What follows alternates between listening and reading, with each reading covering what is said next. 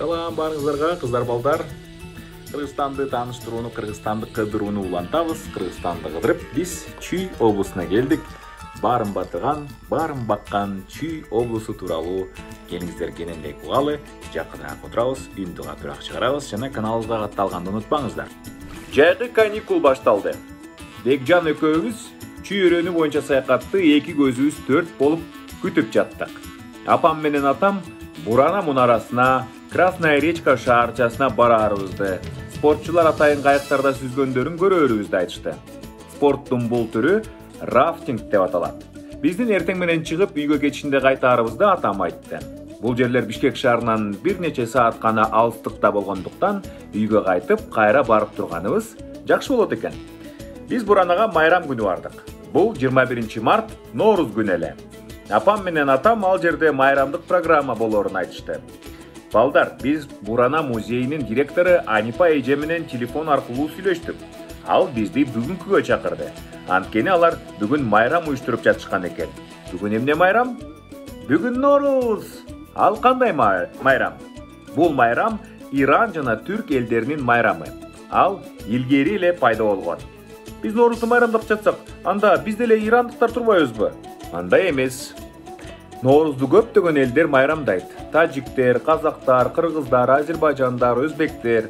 Бул майрам жаратылыштын жаңылануусунун, жаңы күндүн майрамы. Биз аны кантип майрамдайбыз? Анипа эже мунаранын жанында чатырлар тигилип, токмокто жашаган ар кандай этностун өкүлдөрү келип, өздөрүнүн улуттук тамак аштарын даярдап, ырларды ырдап, бийлерин бийлешет деди. Ура! Биз ырдап бийлегенди жана даамдуу тамактарды жакшы көрөбүз. Биз Бурана мунарасын көрөбүз. Ова. Бир сааттан кийин биз токмокто болдук. Апам менен атам мунадагы навигатор менен картаны салыштырышты. Бирок ошол жердеги таксисттерден да туура багытта бара жатканыбызды тактап сурап алышты. Туура багытта бара жатканыбызды билгенден кийин негизги трассадан түштүктү көздөй тоо тарапка кайрылдык. Биз келгенде майрам башталыптыр.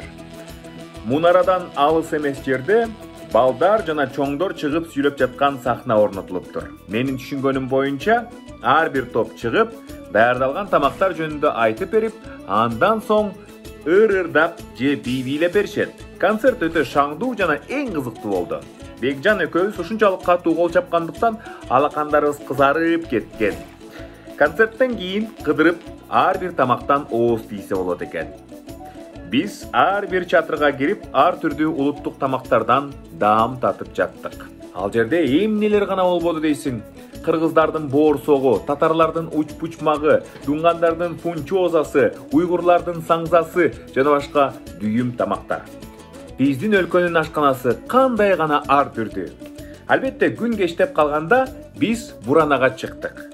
Жана музейди көрдүк. Ушул жерде 10-кылымдан 15-кылымга чейин Караханиттер шаары болгонун экскурсовод бизге айтып берди.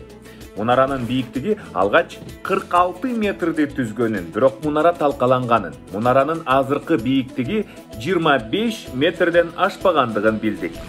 Бул шаардын кандай болгондугун мен өзүнчө элестетип жаттым. Бийик имараттарын, ар кандай үйлөрүн, адамдарын, илгерки идиш аяктарын, көлөкө түшкөн көчөлөрүндө кумараларды көтөрүп баскан аялдарын. Музейдеги археологдор тапкан тыйындарды колума кармап көргүм келди. Бирок музейдеги мындай байыркы экспонаттарды кол менен кармаганга болбойт. Ошондуктан алар витринада айнектин алдында сакталат экен. Эртеси күнү Красная речка шаарчасына бардык. Алгач барганда дөңчөлөрдөн, казылган чуңкурлардан башка ал жерде кызыктуу эч нерсе жоктой сезилди мага. Кийин археолог Валера Байке бизге көп кызыктуу нерселерди айтып берди. Ал жер Навикат деп аталган. Ал эми кытайчасы Синчен, орусчасы Новгород, кыргызчасы жаңы шаар. Баса, азыркы Бурана турган жерде дагы шаар болгон. Шаарчадагы ар бир дөңчө бул илгери болгон имарат.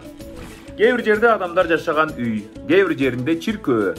Ал эми эң чоң дөң цитадельдин калдыгы. Цитадель бул шаарды душмандардан сактаган чеп. Археологдор бул шаардан абдан баалуу буюмдарды табышкан. Кээде алар алтын да болгон. Эң ири табылгасы Нирванадагы Будданын чопо айкели. Башкача айтканда, Будда уйкудагы абалдагыдай, бирок уйкуда эмес. Аны 1961 жылы табышкан. Ал азыркы тапта Орусиядагы Эрмитаж музейинде сакталып турат. Анын узундугу 8 метрдин тегерегинде болгон, бирок 5 метр эле сакталган.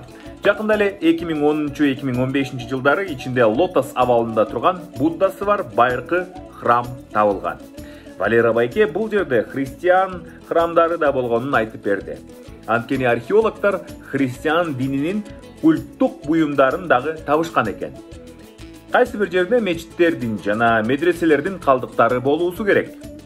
Валера Байкенин аңгемесиндеги эң аянычтуусу бул байыркы эстеликтердин түбөлүккө жок болуп кетүүсү. Буга табигый кубулуштар гана себепкер болбостон, жергиликтүү калктын мал кайтарганы, туристтердин бул аймакка унаа менен кирүүсү, алардын археологдор казган орто кылымдардагы чептерге чыгуусу дагы зыянын тийгизет. Адамдар байыркы эстеликтерди сактап калууга аракет кылуусу керектигин жана балдарга өлкөнүн тарыхын, эстеликтерди сактоо жөнүндөгү айтып берүүсү керектиги тууралуу Валера Байке менен макул болдук. Археологдор байыркы эстеликтерди табышат, бирок аларды сактап калуу жер жүзүндөгү бардык адамдардын милдети. Кийинки саякатыбыз абдан кызыктуу болчудай. Биз Чүй суусуна рафтинг көргөнү бара жатабыз. Рафтинг бул адамдардын тобу үйлөтүлгөн рафт кайыгында атайын коргогон кийим алып, тоо арасында дарыядан түшүшөт. Кээ бир аймактар тынч болот, бирок кооптуу аймактар да болот. Апам менен атам албетте суунун агымы тынч болгон жерди тандап алышты. Алар атайын даярдыгы жоктор суунун агымы тез жана катуу болгон аймактарда катуу жабыркап калуулары ыктымалдыгын айтышты. Кандай жер болсо да макул элек. Кубанычыбыз койнубузга батпай секирип ойнодук. Атам турагентке чалып, рафтинг тур боюнча буйртма берди. Ошондо биз Чүй дарыясы боюнча жүрүштөр май айынын акырында гана башталаарын билип, капа боло түштүк. Март айында абдан суук экен. Башында капа болдук, бирок ата-энебиз ал жака жай айында сөзсүз барып, дарыя менен рафтта ылдый чөөрүбүздү айтышты. Чүй суусунун жээгине жөн гана эс алып тамактанып келүүгө эмне үчүн болбойт, деди атам. Албетте болот. Барып келеличи. Биз кайсы жерге бара турганыбызды чечип алалычы. Чүй дарыясынын узундугу 1000ден ашуун километрге созулат да. Анан ал Чүй дуанында гана эмес, анын бир бөлүгү Ысык көл дуанында, чүйрөндөгү бөлүгүндө кыргыз-казак чек арасы өтөт. Андан ары Чүй Казакстандын ичине алыс карай кетет. Чын элеби? Мен аны Кыргызстандын гана аймагында агат экен деп ойлогом. Жок кызым. Жаратылыштын өз мыйзамдары бар. Ал үчүн адамдар түзгөн чектер болбойт. 2 эмес 5 же 6 өлкөдөн өткөн дарыялар да бар. Казакстанда Чүй дешеби? Казакстанда аны Шу дешет. Ал жакта ал кайда кетет? Кайсы бир көлгө куябы? Жок. Ал түштүк Казакстандагы Моюнкум чөлүнөн жок болуп кетет. Кантип жок болуп кетет? Жомоктогудайбы? Жок. Мүмкүн ал майда сууларга бөлүнүп кетет. Тезирээк жолго чыгалычы. Чүй суусун көргүн келип жатат. Биз Нарынга жана Ысык көлгө бара жатканда аны көрбөдүңөр беле? Ооба, бирок биз бүгүн дарыянын жээгине барып, сууга колубузду сала алабыз да. Сеники чын. Кеттик анда. Биз тамак ашты салыштырып, фотоаппаратты алып, жылуу кийинип алып, жолго чыктык. Чүй дарыясы тоолордун арасынан өткөн капчыгайга бары отуруп, тамактана турганга ылайыктуу жерди бир топ издедик. Бул жерде суунун агымы катуу жана тегиз эмес экен. Бирок биз жээги коопсуз жана кооз жерди таап алдык. Биз ошол күндү жаратылыштын койнунда ойдогудай өткөрдүк. Чуркадык, секирдик, термостан даамдуу чай ичтик жана өсүмдүктөрдү изилдедик. Күн кечтегенде бардык таштандыларыбызды чогултуп, жолдон таштанды челекке ыргытып жибериш үчүн унаабызга салдык. Жаратылышка таштанды таштабоо керек экендигин биз билебиз да. Таштанды жаныбарлар жана өсүмдүктөр ал эмес суу үчүн абдан зыян. Ошентип жазгы эс алуубуздун 3 күнү да өттү. Чүй дуанындагы саякатта биздин өлкөнүн тарыхы тууралуу ушунчалык көп нерселерди билдик. Көрсө, Кыргызстандын аймагында ар кандай элдер жана уруулар жашап өткөн турбайбы? Азыркы учурда дагы ар түрдүү этностор жашайт жана алар бардыгы биригип Кыргызстандын эли болот. Ал эми чүйрөнүндө бардык Кыргызстандын аймактарындагыдай эле көп байыркы эстеликтер бар. Ал эми биз заманбап кыргызстандыктар өз тарыхыбызды унутпаш үчүн ошол эстеликтерди сактообуз керек. Мына ошентип биздин чүй бөлүмү тууралуу Кыргызстанды кыдырабыз китебинин бөлүмү жыйынтыкталды. Кийинки бөлүмдү дагы бир биздин жакшынакай Жылдыз досубуз окуп берет. Программабыздын соңунда конкурс. Чүй облусунун кайсы белгилүү жерлерин билесиздер? Барып сүрөткө түшөбүз дагы Кыргызстанды кыдырабыз чүй хэштеги менен жайгаштырабыз. Бардык социалдык тармактарда мыктылардын авторлоруна 10 китеп менин автографым менен тапшырылат. Жана ошондой эле урматтуу достор, Кыргызстан тууралуу башка чыгарылыштарды бул шилтемеден көрө аласыздар. Биз менен болуңуздар.